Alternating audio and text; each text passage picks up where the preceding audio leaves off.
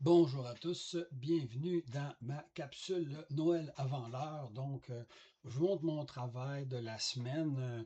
Il y a longtemps que j'essaie de coder, puis j'ai codé toutes sortes de choses grâce au support d'intelligence artificielle. Puis là, eh bien, cette semaine, je me suis attaqué au simulateur de procédés. Alors, je vous montre un peu les résultantes de mon travail. Le premier réacteur, un simulateur de production d'aspirine de 1000 litres, hein, où on va ici plutôt observer les séquences de démarrage. On voit que les ajouts se font automatiquement. On a ici le panneau de contrôle, hein. Les ajouts ont commencé, le niveau est en train de monter. L'objectif ici, c'est surtout pour l'étudiant d'évaluer les 6 grandes étapes, d'évaluer les phases de chargement, de lire qu'est-ce qui est en train de se passer, hein, pour être capable d'observer, de comprendre quelles vont être les grandes étapes. Bon, ici, je ne le remplirai peut-être pas au complet, les biens de la chose. On va par la suite débuter bien, la chauffe du produit. La chauffe va permettre bien d'entamer éventuellement les réactions chimiques qu'on va vouloir obtenir. Ici, on veut atteindre des températures de 98 degrés. On voit que les températures sont en train de stabiliser et c'est maintenant à moi, hein, de débuter l'étape 3, c'est-à-dire le maintien, hein. On voit que le glycol, le système de glycol ou de vapeur embarque maintenant dans la jaquette du réacteur et vont venir le refroidir pour maintenir les réactions et permettre un taux de conversion efficace. En l'occurrence, ici, le taux de conversion pourrait être très élevé, mais nous, on va l'arrêter encore là pour le bien de la cause, légèrement au-dessus de 50. On va passer à l'eau, donc un refroidissement du produit, hein, qui va permettre évidemment de stopper le taux de conversion, on le voit ici, puis par la suite aussi de baisser un peu plus bas, hein, pour arriver à un taux de conversion plus rapide grâce à la cristallisation, un taux de cristallisation rapide. Et on a la cristallisation qui va se faire et par la suite, une fois que toute la matière première a cristallisé de façon adéquate, on va pouvoir passer à la filtration et au séchage. Là, il ne m'autorise pas parce que je n'ai pas encore respecté le temps. On voit ici ouais, le séchage, la filtration et le séchage et la vidange des réacteurs.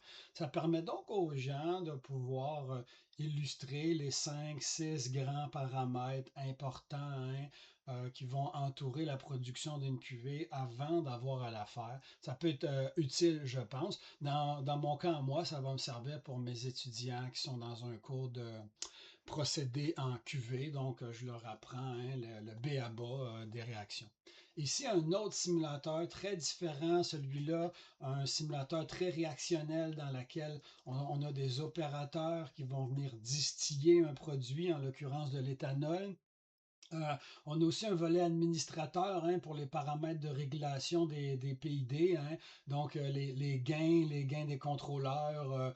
Je peux ici faire de la simulation de bruit, donc venir un peu venir tester mes étudiants, comment ils réagissent si jamais leur instrumentation fonctionne un peu moins bien, par exemple.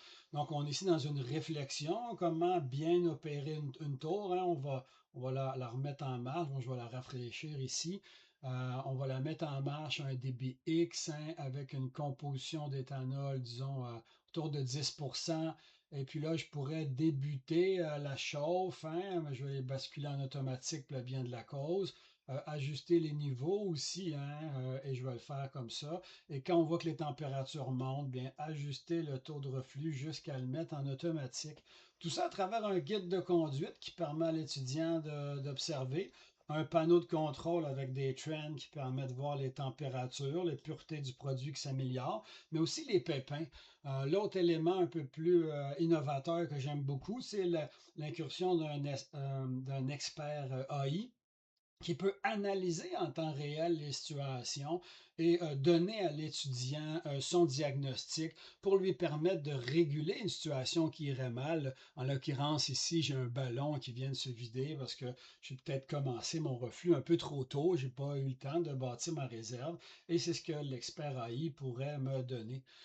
Tout ça, évidemment, codé et il peut être donné en format PC, hein, pour nos étudiants ou en format en format cellulaire, évidemment, pour permettre une meilleure manœuvrabilité sous forme d'application dans ce cas-ci, hein. Là, celui-là, ben, il avait été monté pour la version cellulaire, mais on peut très bien voir les autres modèles. Alors ouais, Noël avant le temps, je pense que mes étudiants vont avoir beaucoup, beaucoup, beaucoup de plaisir cette session-ci. Merci l'intelligence artificielle, beau cadeau de Noël pour le créateur que je suis.